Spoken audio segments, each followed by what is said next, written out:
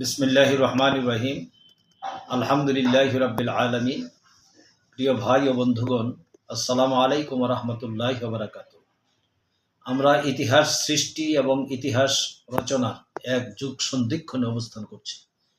বাংলাদেশ সহ সারা বিশ্বের মানুষ অবগত আছেন যে 2024 সালের জুলাই আগস্টে বাংলাদেশে যে আন্দোলন, ছাত্র জনতা, কৃষক, শ্রমিক, মেহনতি মানুষ সহ সর্বস্তরের মানুষ স্বৈরাচারের বিরুদ্ধে আন্দোলন করে একটি ইতিহাস সৃষ্টি করেছে। ইতিহাস শুধু সৃষ্টি করলেই হয় না, ইতিহাসকে লিপিবদ্ধ করার কাজটি করতে হয়।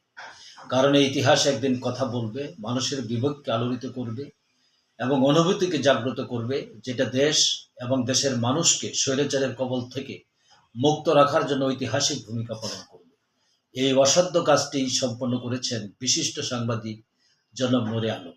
নূরে আলম যে বইটি লিখেছেন, সেই বইটি আজকে আমি হাতে পেলাম। হাতে পাওয়ার পর আমি এটা এক নজর দেখার সাথে সাথে আমার স্মৃতি এবং অনুভূতিতে 24 জুলাই এবং আগস্টের যে লোমহর্ষক ঘটনা, সেই ঘটনার চিত্র একে একে ভেসে আসছিল। আমরা যারা এই প্রজন্মের মানুষ, তারা যতদিন জীবিত থাকব, তারা সচক্ষে এই ঘটনাটি দেখার কারণে বারবার আমাদের চোখে ভাসতে থাকবে।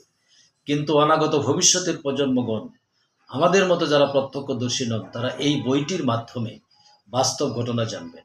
এই বইটির আরেকটি ঐতিহাসিক দিক হলো যে গণহত্যার বিচারের জন্য যে আন্তর্জাতিক অপরাধ আদালত স্থাপন করা হয়েছে, এই আদালতের আইনের যে বৈশিষ্ট্য, তার একটি হচ্ছে বিচারের জন্য প্রয়োজন ডকুমেন্ট। এই ডকুমেন্টটি একটি ঐতিহাসিক দলিল হিসেবে রচনা করেছেন জনাব নূরে আলম। এটা আদালতেও একটা রেফারেন্স হিসেবে কাজ করবে, লেখকদের জন্য রেফারেন্স হিসেবে কাজ করবে। পাঠকগণ এটা পাঠ করে বাস্তব অবস্থা জানতে পারবেন। আমি জনাব নূরে আলম সাহেবের এই যে শ্রম, মেধা এবং যোগ্যতা দিয়ে তিনি এটা রচনা করেছেন, এই জন্য আমি আন্তরিক ধন্যবাদ জানাই, কৃতজ্ঞতা জানাই, তার সুস্বাস্থ্য কামনা করি, এই বইটির বহুল প্রচার কামনা করি। আমি আশা